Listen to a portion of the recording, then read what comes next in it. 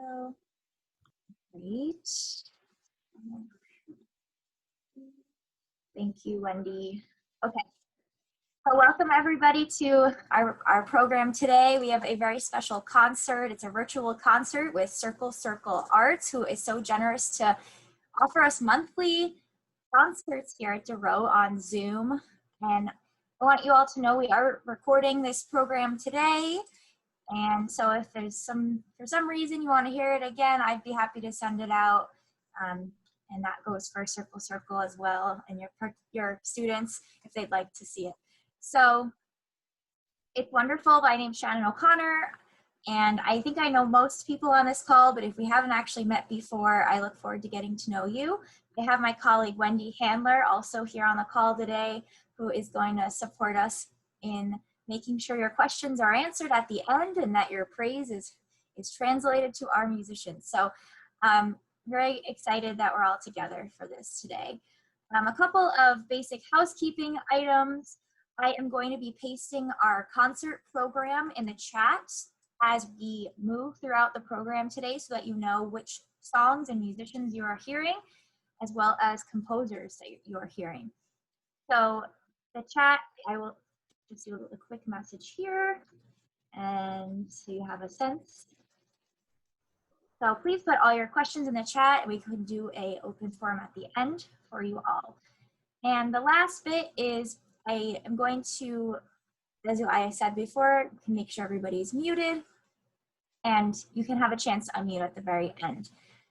So I know that you're going to welcome our Circle Arts faculty and students very warmly today. I want to turn the floor over to Stephanie, who is from Circle. So thank you, Stephanie, for being here, and good afternoon. Good afternoon, everyone. Thank you for the introduction, Shannon. We are so happy to have this opportunity again to share music with all of you today. I hope you all had a great month since our last virtual concert. I'm Stephanie. I'm the co-founder and teaching artist of Circle Arts. If you didn't know already, Circle Arts is a music school and community located in New York. We connect the world's finest emerging musicians with students of all ages and levels. We're currently providing instrumental lessons for both classical and jazz piano, cello, violin, viola, guitar, composition and songwriting, harp, clarinet, anything that you could think of, really. And we also just launched our monthly music appreciation program, which is crafted for all music beginners and lovers. So if you know of anyone that might be interested, or maybe yourself, in our music program, please learn more about us from the concert program today and feel free to reach out. So I'm the first person on the program today, and the first piece I'm sharing is Rachmaninoff's Prelude, Opus 32, number 12 in G sharp minor. A little bit about Rachmaninoff. Rachmaninoff was a Russian composer, virtuoso pianist, and conductor of the late Romantic period. His personal style is notable for song-like melodicism, expressiveness, and rich orchestral colors. And Prelude's Opus 32 is a set of 13 preludes for solo piano, composed in 1910. The set complements his earlier prelude in C sharp minor, Opus 3, number 2, and 10 preludes, Opus 23, to complete the full set of 24 preludes in all 24 major and minor keys. Prelude number 12 in G sharp minor is considered one of the most famous preludes in the set, and I hope you all enjoy it.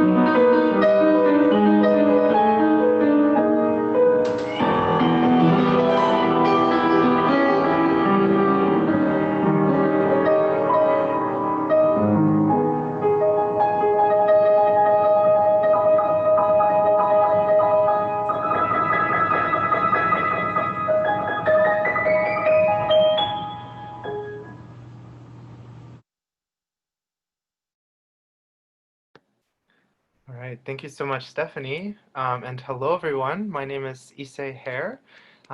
Yes, applause for Stephanie. What an entrancing piece. My name is Issei Herr. I am cellist and co-founder of Circle Arts, and it's such a pleasure to be back again for our fourth virtual concert for the DOROT community. I'm joining you all today from snowy New York. What a wonderful surprise today. So it's my great privilege to welcome our next performer, one of Stephanie's very talented adult students. This is Ozzy Brevard, who will introduce his next piece.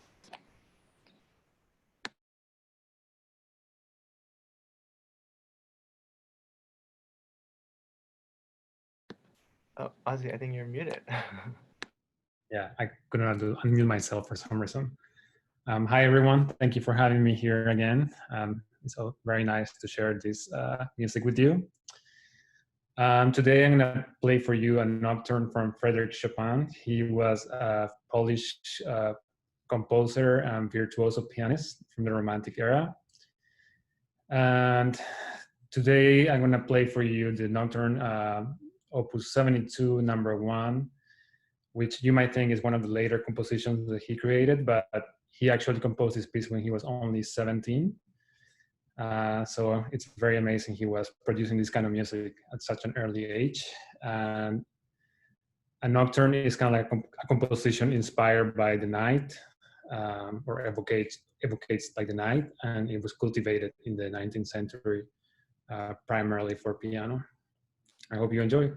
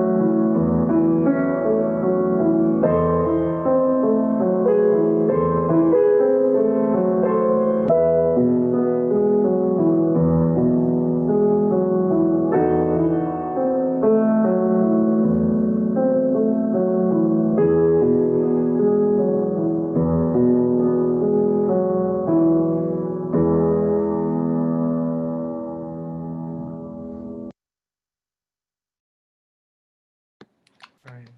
Thank you so much, Ozzy. What a beautiful performance. Spectacular. Okay, next we'll be hearing from one of Stephanie's very young piano students. This is Scarlett, and she'll be sharing a little holiday treat with all of us. Welcome, Scarlett, to introduce her piece. Hi, my name is Scarlett Robs, and I'm 7 years old, and today I'm going to play Jingle Bells. I hope you enjoy it.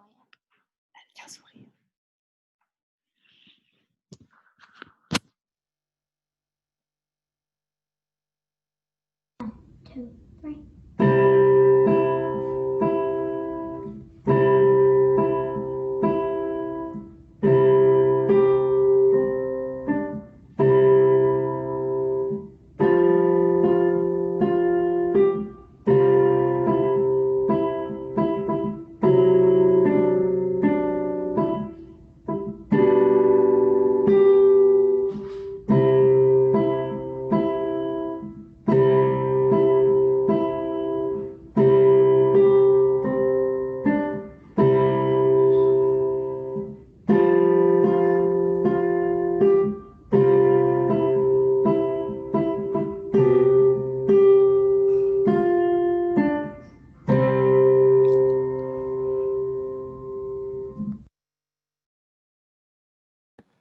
Great. Thank you, Scarlett. Bravo. Beautiful performance. All right. Next, we'll be hearing from Stephanie again. Let's welcome Stephanie to introduce her next pieces. Great job, Scarlett. Really proud of you. Okay, the next two pieces I'll be performing are by Debussy. They are preludes from book 1, number 8 and number 12. A little bit about Debussy. Debussy was a French composer. He's sometimes seen as the first impressionist composer, and he was among the most influential composers of the late 19th and early 20th centuries. Debussy's preludes are 24 pieces for solo piano, divided into 2 books of 12 preludes each. Unlike some notable collections of preludes from Chopin or Bach, Debussy's preludes do not follow the strict pattern of key signatures. Prelude number 8, La Vue aux Cheveux Longs, translates roughly to The Girl with the Flaxen Hair. The piece is known for its musical simplicity, which is a divergence from Debussy's style at the time. And Prelude number 12 is actually the last prelude in the book, number 1. This prelude is a very fun one. It takes us to the street band that Debussy saw on the streets in England in 1905. I hope you all enjoy it.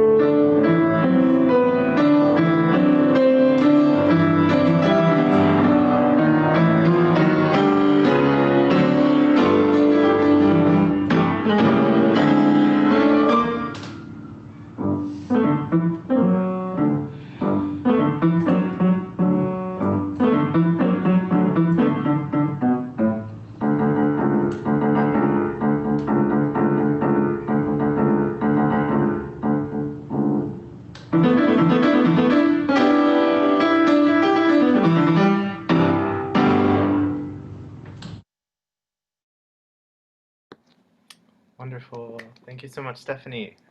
What enchanting music by Debussy. All right, so now we are going to hear from one of our adult cello students. This is Jack Aronson. Jack was one of our very first students at Circle Circle Arts back when we opened our doors in the spring of this year. And Jack is a consultant, and he is a student of our very talented teaching artist, Aaron Wolf.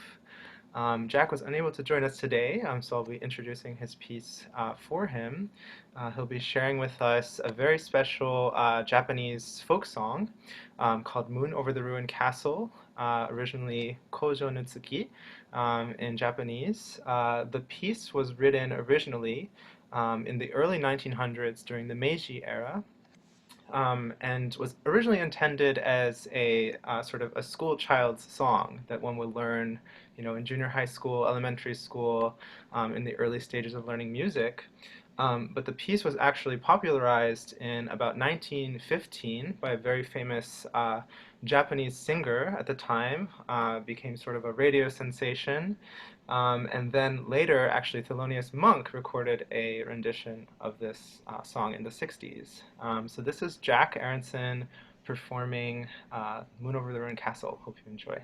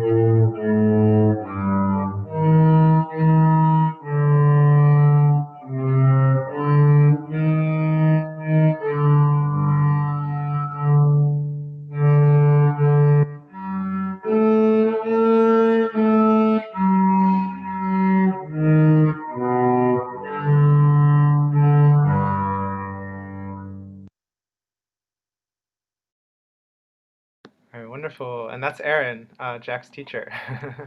Thanks for joining us, Aaron. Such a beautiful piece. So we'll close out our program today. I'll be performing a piece. We're actually going to stay in Japan for this last work. This piece is by the composer Toshiro Mayuzumi, who was a very prolific Japanese composer in the 1900s.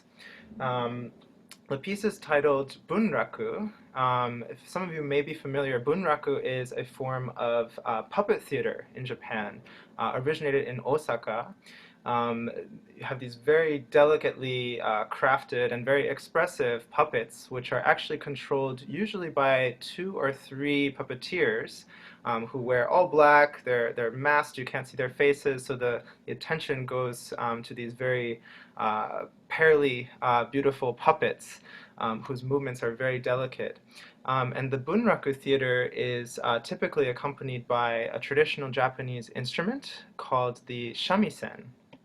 The shamisen is a plucked instrument which creates kind of a so-called twangy sound, if you will. And yeah, is in addition to the shamisen, the Bunraku theater is also narrated by a speaker. So in this piece, Bunraku, you'll hear sort of a bit of both worlds. The speaker with his recitative, and then the plucked dance-like sections. And hope this gives rise to some imagery of what could perhaps be, happening on the stage with the puppets. So this is Mayuzumi's Bunraku for solo cello. Hope you enjoy.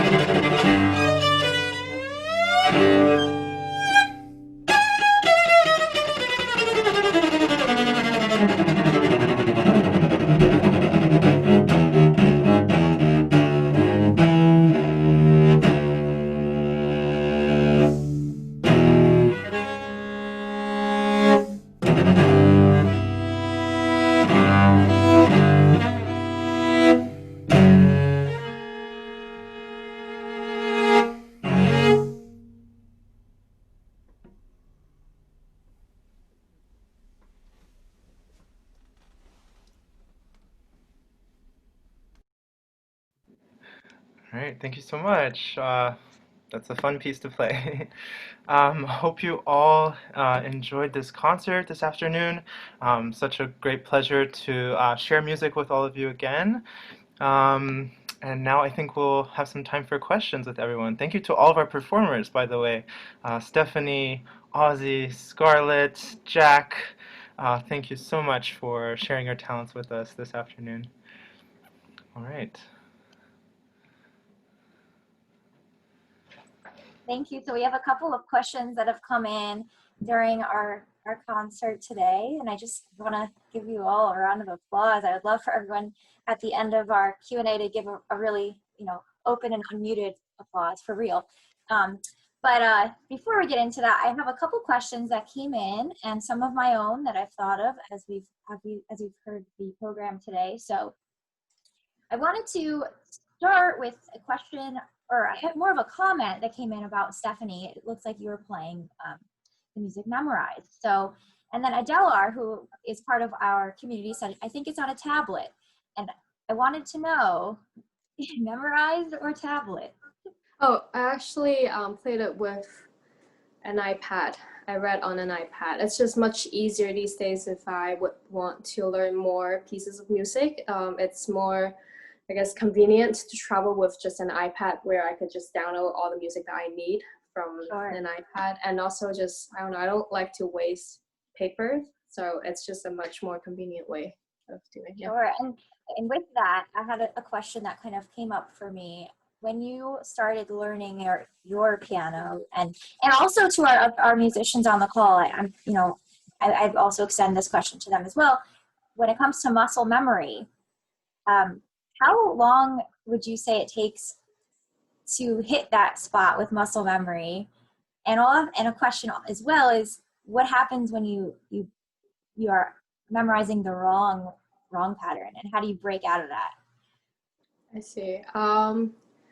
For me, I think it really depends on how long you've been learning the piano. I guess for me now, muscle memories come in very easily because as long as you practice efficiently, not learning the wrong notes, then your fingers are most likely will remember where to put or where to play on the piano. And perhaps because I have been playing I've started playing the piano when I was 4, so I've been playing for 22 years now, and I pretty much have memorized where every key is on the piano, and so then first it's much easier for me to, let's say, sight read something, and with a better sight reading skills, then you probably will be more, I guess, easier or more efficient to learn a piece, let's say. And then with different strategies that I've learned from different teachers over the years of learning piano, having good strategies for practicing is definitely making the practice more efficient, I would say. And then that then comes in memorizing a piece. And I feel like memorizing a piece is not just muscle memories, though. A lot of it is depending on your brain as well. I feel like because only if you're only playing something with muscle memories, sometimes during a performance, which has definitely happened to everyone that I know, or even myself, is that you get nervous. And when you get nervous, your head just kind of go blank, right? And with the muscle memories, it doesn't really help in that case, because when your head doesn't know what's going on, then your fingers don't know what's going on. So what a better way of memorizing something would definitely be, memorizing the form, the structure of the piece, the keys, and how it develops and everything in of a piece. Have that in your head, and then depend on your muscle memories. I think it's 1 + 1 kind of a thing. They're both very important when it comes to memorizing or performing. Thank you. And just related to your iPad, somebody's asked, how do you flip the page? Does it auto scroll? Is that how it works? Great question, actually. I lived in New York before the pandemic, and I had a paddle which helps me with changing pages, which pretty much every musician uses. You use your foot and then you tap it and with your toes or your foot, and then that turns the pages. But I don't have it here with me in Vancouver, Canada, So I've been practicing turning pages while playing with my fingers. Wow. Sandy, Yeah. does that answer the question? Shocking. Thank you. So we have a question about, one more question for Stephanie about your Debussy number 8.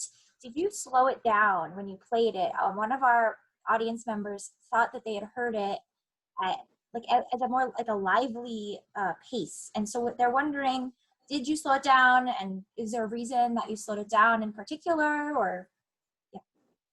I think I definitely have played it a bit slower than a lot of the recordings I've heard.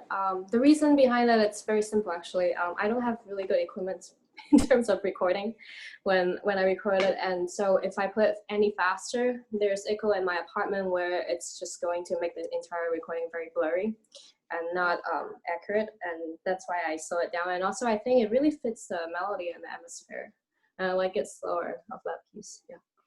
Sure. So a couple of other questions here for Issei.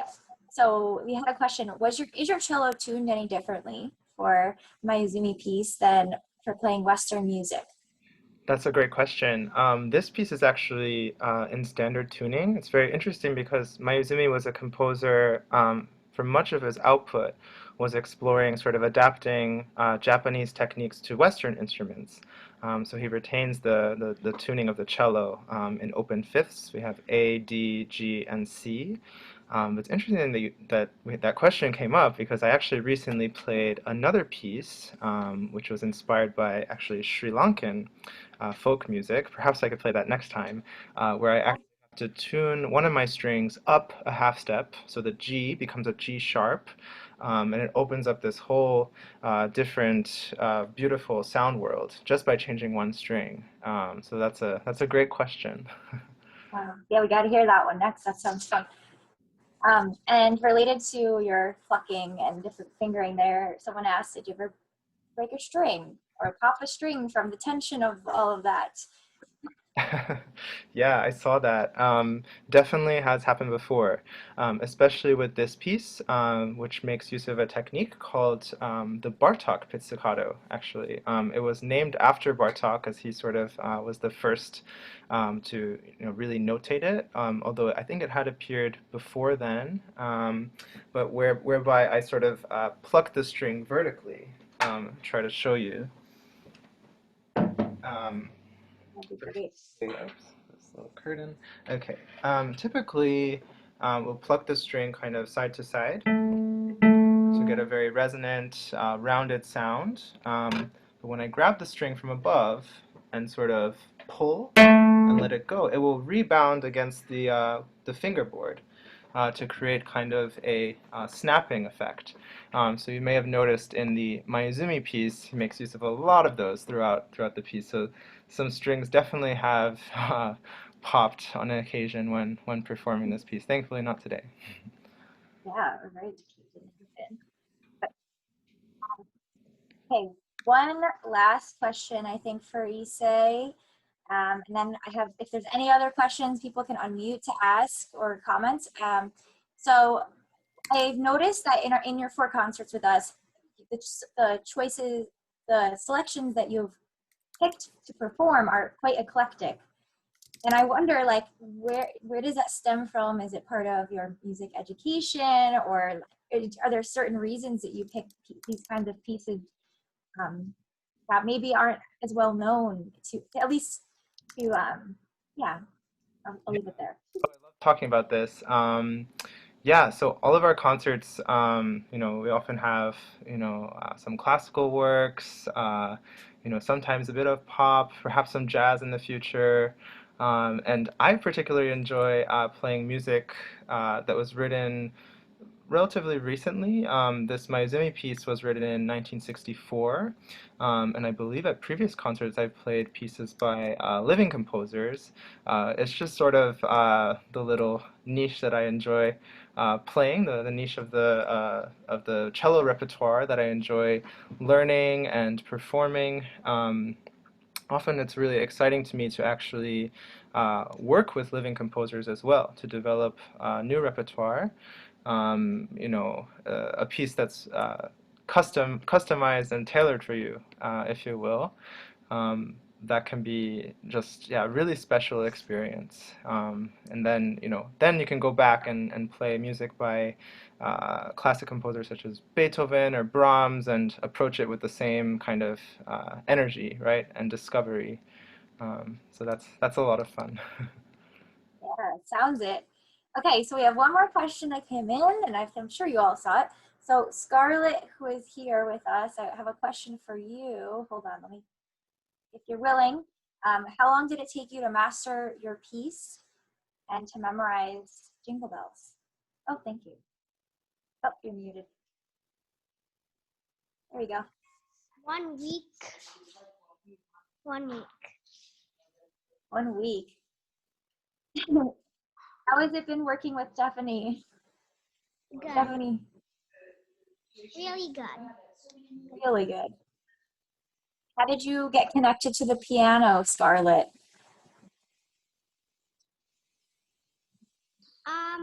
Well, my mom said start trying to play an instrument, and so then my mom assigned me on piano class. And it was that easy. I love that. Thank you. Thank you. So are there any other questions or comments for our musicians? We do have we have Osvaldo here, and we also have, I believe we have our instructor here as well Jack's instructor is here as well. Any other questions for anybody today? Looking for hands. All right. Well, everyone, I do think that this concludes our concert today, and I'm so glad that you all joined us. Thank you, Issei and Stephanie, and all of our musicians, and Wendy for helping with today's program. I am so happy that we got to get together, so thank you, really. All right. Stay tuned for more. Thank you so much for having us, and hope everyone stays safe, and happy holidays as well. Hope to see you next time. Thank you, George. I saw your comment. Good comment. All right, everyone. Bye. Have a good night. Bye.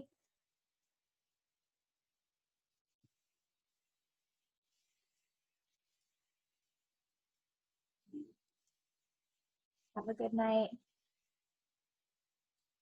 Bye. All right, I think I'll end our call now. Okay, Take care. everyone.